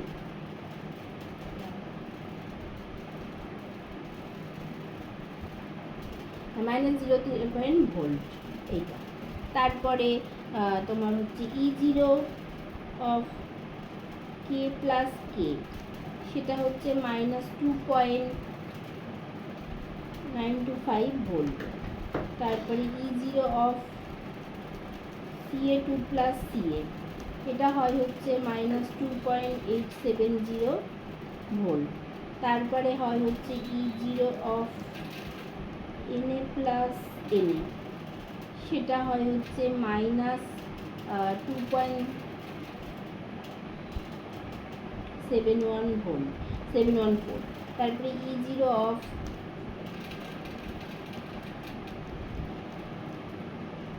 Mg2 plus Mg -2.370 volt, মানে সব বাড়তে থাকবে আর কি এক এক করে। তারপরে E0 of Al3 plus Al, সেটা হয় -1.660 ভোল্ট। তারপরে E0 of Mn2 plus Mn, সেটা হয় হচ্ছে -1.180 ভোল্ট। তারপরে E0 of Zn2 plus Zn, সেটা হয় হচ্ছে -0.763 ভোল্ট। তারপরে আমি এভাবে পরপর লিখছি, হ্যাঁ, ওইদিকে যাবো একটু পরে। তারপরে E0 of Fe2 plus Fe, সেটা হয় -0.440 ভোল্ট। তারপরে E0 of SN2 plus SN সেটা হচ্ছে -0.136 ভোল্ট। তারপরে E0 of PB2 plus PB সেটা হয় হচ্ছে -0.126 ভোল্ট, এরকম এইটা। ঠিক আছে, এইভাবে হলো। আচ্ছা, এইবার হতে হতে এটা কমছে কমছে কমতে কমতে কমতে এই বাড়ছে, বাড়তে বাড়তে বাড়তে বাড়তে এইখানে 0 হলো। E0 অফ ওই H প্লাস হাফ H2 এটা হলো 0। এরপরে এবার সব পজিটিভ হতে শুরু হবে। তারপরে E0 of Cu2 plus Cu সেটা হচ্ছে 0.337 ভোল্ট। তারপরে E0 of Hg2 plus Hg সেটা হচ্ছে 0.789 ভোল্ট। তারপরে E0 of Ag plus Ag সেটা হচ্ছে 0.800। তারপরে E0 of PD2 plus PD সেটা হচ্ছে 0.987। তারপরে E0 of platinum 2 plus platinum সেটা হচ্ছে 1.200 ভোল্ট। তারপরে E0 of Au3 plus Au এটা হচ্ছে 1.500 ভোল্ট। এইভাবে হয়, ঠিক আছে, এইভাবে। তাহলে দেখো এটা বাড়তে বাড়তে একটা জায়গায় 0 হলো, তারপরে পজিটিভ হলো। তারপরে এই পজিটিভ যেগুলো এগুলো সব ক্যাথোড। এই পজিটিভ যেগুলো তার মানে এগুলো সব ক্যাথোড হতে পারে। ক্যাথোড মানে কি? ক্যাথোডে ক্যাটায়ন যায়। তার মানে কি? ক্যাথোডে ক্যাটায়নগুলো গিয়ে তোমার হচ্ছে ইয়ে তৈরি করে, মানে ক্যাথোডে ক্যাটায়নগুলো গিয়ে তারা ইলেকট্রন নেয়, তার মানে নিজেরা রিডিউসড হয়, অপরকে অক্সিডাইজড করে। তার মানে তার মানে এইগুলো কি হতে পারে? এগুলো ক্যাথোড হয়, ক্যাথোডে ক্যাটায়ন যায় গিয়ে নিজেরা রিডিউসড হয়, তার মানে অপরকে অক্সিডাইজড করে। তার মানে এই যত নিচের দিকে আসবো তত আমার অক্সিডাইজিং পাওয়ার বাড়ছে, মানে নিজেরা তো রিডিউসড হচ্ছে, তার মানে অন্যটাকে অক্সিডাইজ করছে। তাহলে ইলেকট্রোকেমিক্যাল সিরিজের যত ওপর থেকে নিচের দিকে আসবে, মানে down the electrochemical series, oxidising power increases. ঠিক আছে, মানে যত নিচের দিকে আসবে তত কিন্তু ইলেকট্রন অ্যাকসেপ্ট করতে চাইছে, ইলেকট্রন অ্যাকসেপ্ট করার ক্ষমতা বাড়ছে, মানে বেশি করে রিডিউস হচ্ছে, তার মানে অপরকে তত বেশি অক্সিডাইজ করছে। ইলেকট্রন অ্যাকসেপ্ট করছে মানে কি? কারোর থেকে তো একটা ইলেকট্রন নিয়ে অ্যাকসেপ্ট করছে, তার মানে অক্সিডাইজিং পাওয়ার বাড়ছে। আর যত উপরের দিকে থাকবো তত কিন্তু রিডিউসিং পাওয়ার বেশি। যত উপরের দিকে তত রিডিউসিং পাওয়ার বেশি, আর যত নিচের দিকে তত অক্সিডাইজিং পাওয়ার বেশি। তার মানে যত উপরের দিকে তত তারা ইলেকট্রন অ্যাকসেপ্ট করতে চাইছে না, আর এই যত নিচের দিকে আসবে তত ইলেকট্রন অ্যাকসেপ্ট করতে চাইছে, ইলেকট্রন অ্যাকসেপ্ট করার প্রবাবিলিটি মানে ক্ষমতা বাড়ছে। ঠিক আছে, তাহলে এই জিনিসগুলোই লিখে ফেলি এখানে, এটা হচ্ছে আর কিছুই না। তাহলে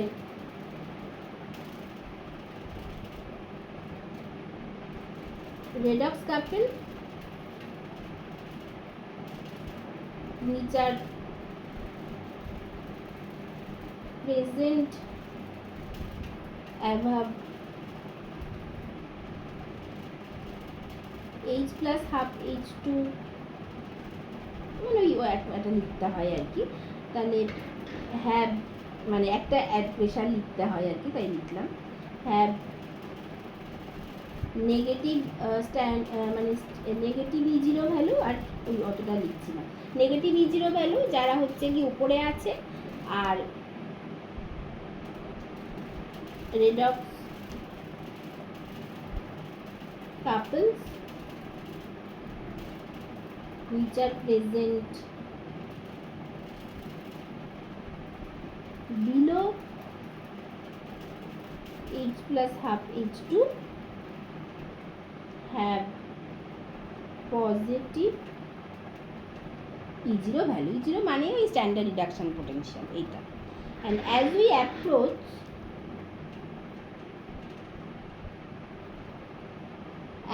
approach from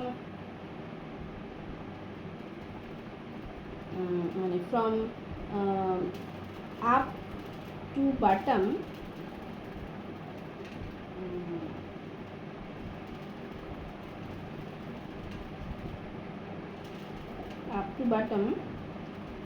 oxidizing power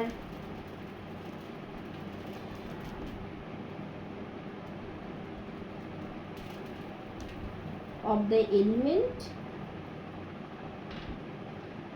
increases and that of reducing power decreases. দেখো এটা সবসময় এরকম ভাবে মনে রাখবে। এটা আমরা জানি যে ই সেলটা হচ্ছে ক্যাথোড মাইনাস অ্যানোড, তার মানে ক্যাথোডটাকে বেশি হতে হবে। তাহলে অবশ্যই এখান থেকে পরিষ্কার দেখা যাচ্ছে যে যারা ওই H+H+ নিচে আছে তাদের ইএমএফটা বেশি, তাহলে অবশ্যই সেগুলো সব থেকে ভালো ক্যাথোড হবে। এটা হচ্ছে কথা। আচ্ছা, এবার ক্যাথোডে হয়টা কি? ক্যাথোডে রিডাকশন রিয়াকশন হয়।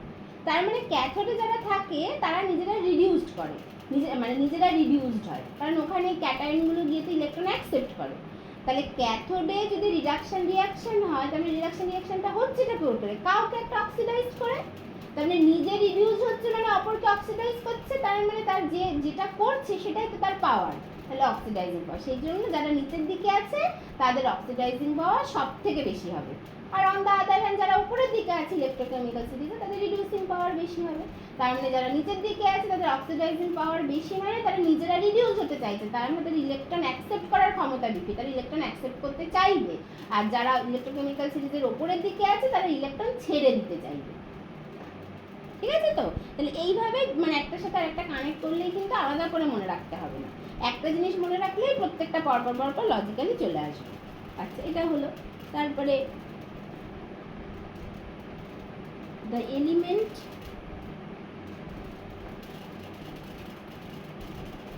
which is present at the topmost position of the series, মানে electrochemical series, has the highest reducing power, মানে নিজে অক্সিডাইজ হবে, মানে নিজে ইলেকট্রন ছেড়ে দিতে চাইবে। ঠিক আছে, এইটা হচ্ছে ব্যাপার। তাহলে এই হচ্ছে ইলেকট্রোকেমিক্যাল সিরিজের ব্যাপার।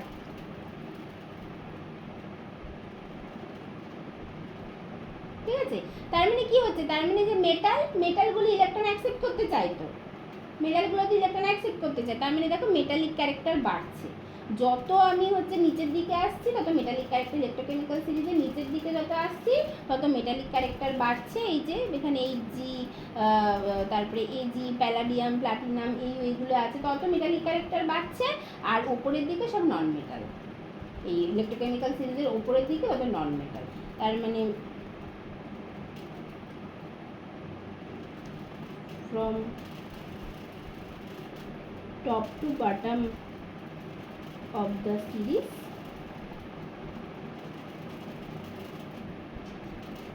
metallic character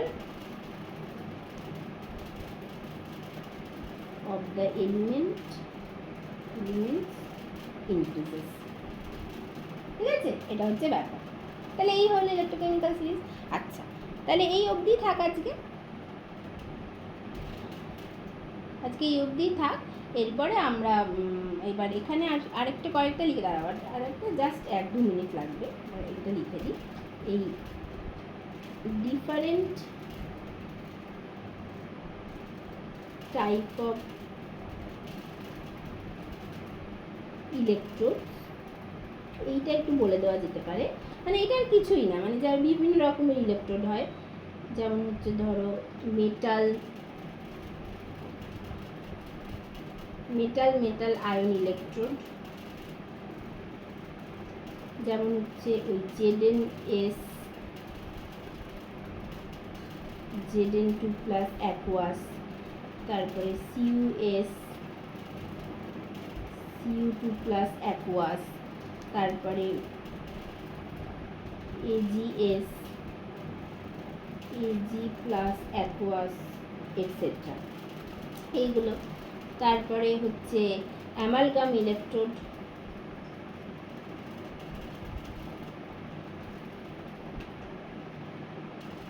অ্যামালগাম ইলেকট্রোড সেটা হচ্ছে NaHgX সলিড থেকে, তারপরে হচ্ছে Na প্লাস অ্যাকোয়াস হয়। মানে এগুলো জাস্ট এক্সাম্পল, এগুলো জাস্ট মনে রাখার জন্য আর কি, মানে বলে দিচ্ছি আর কি, ফর দ্য কমপ্লিটনেস আর কি। হ্যাঁ, এটা হচ্ছে AX সলিড থেকে K প্লাস অ্যাকোয়াস হয় এরকম। তারপরে তোমার ধরো গ্যাস ইলেকট্রোড থাকে, যেখানে ওই ইনার্ট ইলেকট্রোড ইউজ করা দরকার হয় আর কি। হ্যাঁ, গ্যাস ইলেকট্রোড মানে যে পুরোটাই গ্যাস, কিন্তু একটা ইনার্ট ইলেকট্রোড ইউজ করা দরকার হয়। ওই প্লাটিনাম SH2 1 অ্যাটমসফিয়ার থেকে ওই হাফ তোমার হচ্ছে H2 1 অ্যাটমসফিয়ার থেকে H প্লাস অ্যাকোয়াস এরকম হচ্ছে। বা হচ্ছে তোমার হচ্ছে প্লাটিনাম S, তারপরে O2, ওই প্রেশার অফ একটা O2 দিয়ে দিলাম, সেখান থেকে তোমার OH মাইনাস অ্যাকোয়াস, মানে গ্যাস আর লিকুইডে থাকার জন্য যেটা দরকার হয় যে আমার দরকার হয়, একটা ইনার ইলেকট্রোলাইট ইউজ করা দরকার, এটা হচ্ছে গ্যাস ইলেকট্রোড। তারপরে আরও কিছু ইলেকট্রোড হয়, metal insoluble,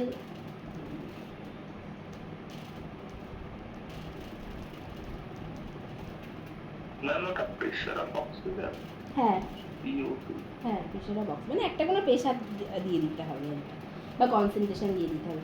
metal insoluble salt electrode এরকম হয়, সেটার যেমন উদাহরণ হচ্ছে এইগুলো না, এরকম হয় যে Ag সলিড থেকে AgCl, যেটা ইনসলিবল সল্ট আর কি, AgCl সল্ট, সেটা থেকে Cl মাইনাস অ্যাকোয়াস তৈরি হচ্ছে। বা তোমার Hg সলিড থেকে Hg2Cl2 সলিড তৈরি হচ্ছে করে Cl মাইনাস অ্যাকোয়াস তৈরি হচ্ছে, এইটা ঠিক আছে এরকম। তারপরে তোমার ধরো আর একটা থাকে অক্সিডেশন রিডাকশন ইলেকট্রোড। এগুলো প্রত্যেকটা পয়েন্ট নিয়ে না একটু আলাদা আলাদা করে, এখনকার দিনে তো সব এত চারিদিকে মানে এত অ্যাডভান্স, হ্যাঁ একটু গুগল করে দেখবে বা স্যার বা বই থেকে পড়বে, সব থেকে ভালো বই থেকে পড়বে, স্যারের বই বা বিভিন্ন যে কোনো ভালো বই থেকে পড়বে। স্যারের বইতে খুব ডিটেলে লেখা আছে প্রত্যেকটা, আমি জাস্ট হিন্টস দড়িয়ে দিচ্ছি যে এত রকমের ইলেকট্রোড হতে পারে। এবার প্রত্যেকটা ইলেকট্রোড নিয়ে না নিজেরা একটু পড়াশুনো করে নেবে, একটু জেনে নেবে, একবার জেনে নেওয়াটা খুব দরকার। Oxidation reduction electrode, platinum S Fe3 plus A1 থেকে ধরো Fe2 প্লাস A2 হচ্ছে, এরকম অক্সিডেশন রিডাকশান হচ্ছে। অথবা হচ্ছে কি এরকম হতে পারে, প্লাটিনাম S এইটা আছে করে সেখান থেকে SN4 প্লাস অ্যাকোয়াস থেকে বা A1 A2 থেকে ওই মানে A2 থেকে SN2 প্লাস A1 বা অ্যাকোয়াস ধরো বললাম, এরকম হচ্ছে। এইগুলো হচ্ছে অক্সিডেশন রিডাকশন ইলেকট্রোড। তাহলে এই এত রকমের ইলেকট্রোড হয় মোটামুটি। আরও এই প্রত্যেকটা ইলেকট্রোডের আরও বিভিন্ন এক্সাম্পল হয়, আমি এরকম একটা দুটো করে জাস্ট বলে দিলাম, একটু জাস্ট কত রকমের ইলেকট্রোড হয় সেটার একটা সেন্স দেওয়ার জন্য। জেনারেলি আমরা এই মেটাল আয়ন ইলেকট্রোড এবং অক্সিডেশন রিডাকশন ইলেকট্রোড বা গ্যাস ইলেকট্রোড এগুলো নিয়েই কাজ করি। অ্যামালগাম ইলেকট্রোড অত কাজ করতে হয় না, বাকিগুলো জেনারেলি এক্সাম্পলের মধ্যে রাখা হয় এবং এগুলো নিয়ে পড়াশুনো করা হয়। ঠিক আছে, তাহলে এই হচ্ছে ব্যাপার। তাহলে আজকে অনেকটাই বলা হলো মোটামুটি। হ্যাঁ, তাহলে এইটা ভালো করে পড়ো, পরের দিন আমরা ওই মানে কনসেন্ট্রেশন সেল উইথ ট্রান্সপারেন্ট বা উইদাউট ট্রান্সপারেন্ট এইসবগুলো পড়বো, সে আমি পড়বো কি স্যার পড়াবে হয়তো। ঠিক আছে, এটা হচ্ছে ব্যাপার। কোনো অসুবিধা হলে বলো।